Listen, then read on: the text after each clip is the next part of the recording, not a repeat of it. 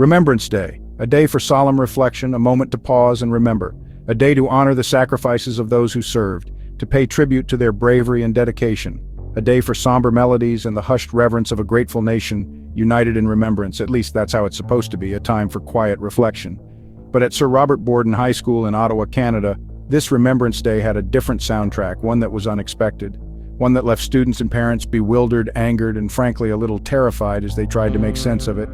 Instead of the traditional hymns and mournful bugle calls, an Arabic language song filled the assembly hall, echoing through the space.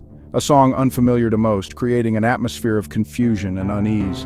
A song some would later recognize as an anthem of Palestinian protest, a stark contrast to the day's usual tone. A song jarringly out of place amidst the poppies and the portraits of fallen soldiers, clashing with the solemnity of the occasion. It was a decision that would ignite a firestorm of controversy, throwing the school into the center of a national debate about political correctness, cultural sensitivity, and the sanctity of Remembrance Day itself, sparking conversations across the country.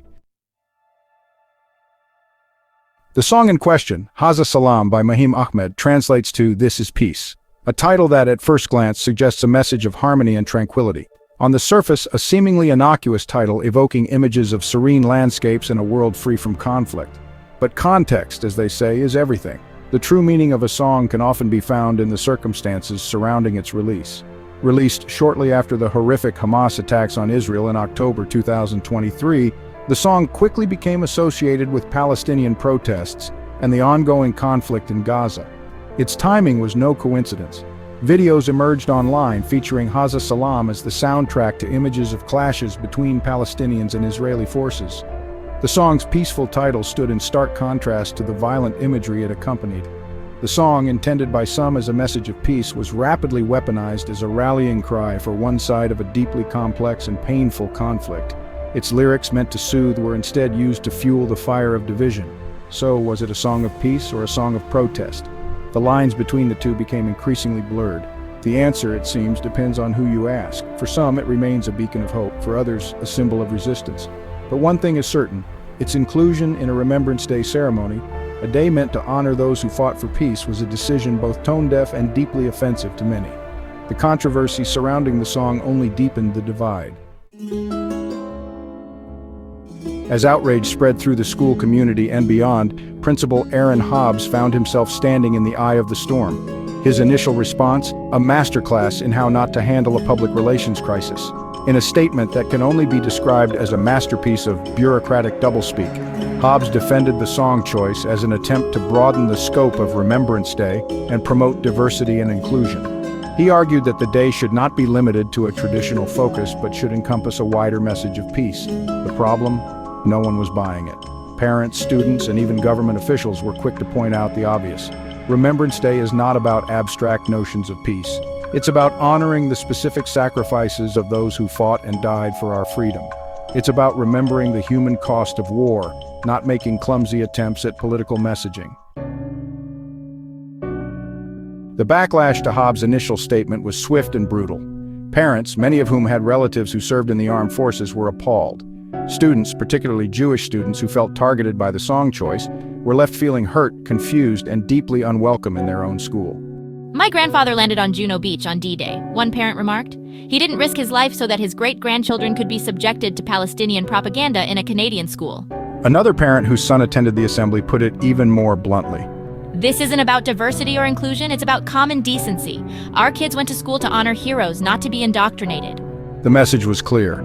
Remembrance Day is not the time or place for political statements, especially ones that evoke such raw emotions and painful historical baggage. While the school administration may have been well-intentioned in their attempt to promote peace and unity, the song choice itself revealed a staggering lack of awareness and sensitivity to the broader implications. Haza Salam, far from being a universal anthem of peace, carries with it a specific and deeply political subtext that cannot be ignored.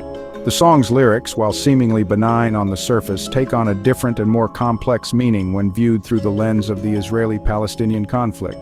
Lines like "We will not be silent anymore and our land will be free" resonate strongly with the Palestinian narrative of resistance and liberation, a narrative that many Canadians, particularly those in the Jewish community, find deeply problematic and concerning. The school's insistence on playing this particular song, especially in the wake of the recent Hamas attacks, felt to many like a deliberate provocation and an insensitive choice.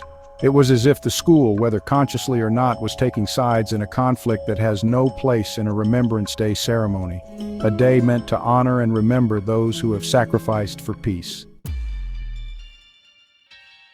The controversy at Sir Robert Borden High School quickly escalated beyond the schoolyard. Politicians, pundits, and social media users weighed in, turning the incident into a lightning rod for broader debates about free speech, political correctness, and the role of religion in public schools. Conservative politicians, sensing an opportunity to capitalize on public outrage, seized on the incident as an example of woke ideology gone too far. They accused the school of betraying Canadian values and disrespecting the sacrifices of veterans. The school board, caught in the crossfire, found itself facing mounting pressure to take action.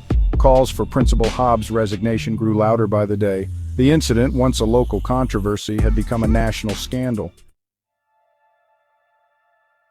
In the aftermath of the controversy, Sir Robert Borden High School issued a tepid apology, acknowledging that the song choice had caused offense and discomfort, but the damage, it seems, had already been done. The incident serves as a stark reminder of the importance of sensitivity and respect, particularly when dealing with sensitive historical events and deeply held beliefs. It highlights the dangers of political grandstanding and the need for open and honest dialogue within our communities. Remembrance Day, at its core, is about unity. It's about remembering the sacrifices of those who fought for the freedoms we enjoy today. It's about honoring their memory by striving for a more peaceful and just world. Let us hope that the lessons learned from this unfortunate incident will prevent such a travesty from happening again.